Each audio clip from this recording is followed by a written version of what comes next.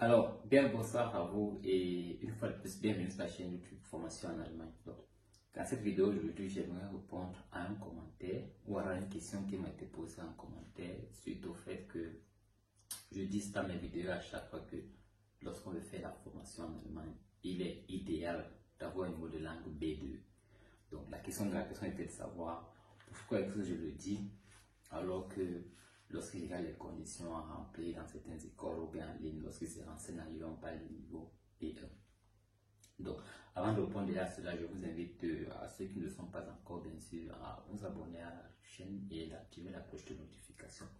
Pour ceux-là qui sont déjà abonnés à la chaîne, c'est un plaisir de partager mon contenu avec vous et de pouvoir vous aider également en commentaire ou alors lorsque vous me contactez par WhatsApp. Donc voilà.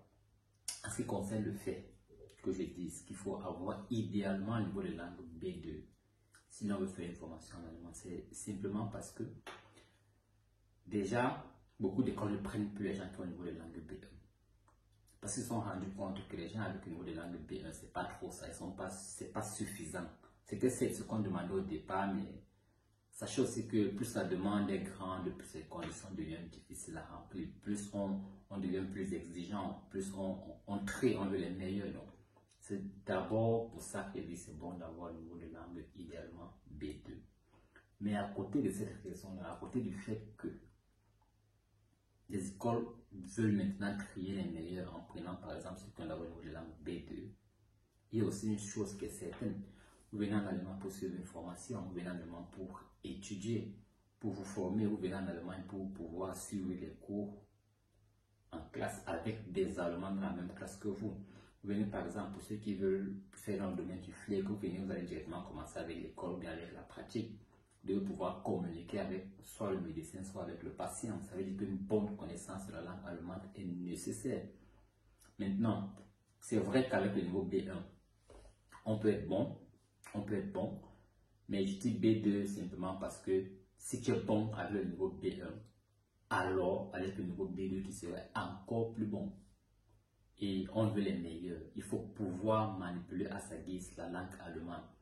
Figurez-vous que pour quelqu'un qui vient fréquenter en Allemagne, faire des études en Allemagne ou faire une formation en Allemagne, dans vos propres pays de résidence où vous avez votre Muttersprache, donc vos langues de naissance, où vous étudiez dans vos pays, il y a des gens qui étudient avec leur langue maternelle, avec leur langue de naissance et qui ne réussissent pas les examens.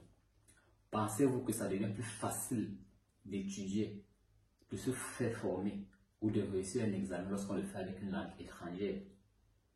Je pense que non. Donc, vous conviendrez avec moi dans ce cas-là que une bonne connaissance de la langue est nécessaire pour pouvoir réussir sa formation à temps et avec succès et d'être même l'un des meilleurs. Ne vous détrompez pas, avec le niveau B1 vous pouvez être bon, oui, mais avec le niveau B2, celui qui était bon avec son niveau B1, avec le B2, il est encore meilleur. C'est la raison pour laquelle je dis et je continue de dire, vaudrait mieux avoir son niveau de langue B2 pour venir faire une formation en Allemagne. Déjà que même l'ambassade de l'Allemagne dans vos pays respectifs exige déjà le niveau de langue B2. Même si certaines écoles ici en Allemagne vous prennent encore avec le niveau de langue B1, lorsque vous allez faire votre demande de visa, l'ambassade pourrait vous refuser le visa en disant le niveau de langue est insuffisant parce que eux ils veulent peut-être le B2. Ou alors vous n'arrivez pas à vous exprimer à l'ambassade, on dit que bon, elle a encore fait le B2. Donc, c'était là pour répondre. Je crois que tu as été clair sur le fait que j'insiste sur le niveau de langue B2 parce que beaucoup veulent s'arrêter au niveau de B1 parce qu'ils veulent que ce soit pas la procédure soit pas très coûteuse pour eux, mais c'est pas ça l'idéal. Il faut penser à votre devenir une fois arrivé en Allemagne. C'est pour ça qu'il faut avoir une bonne connaissance de la langue allemande. Sinon, vous allez trop souffrir une fois sur le territoire. Donc, voilà, on se dit à bientôt pour une autre vidéo et portez-vous bien.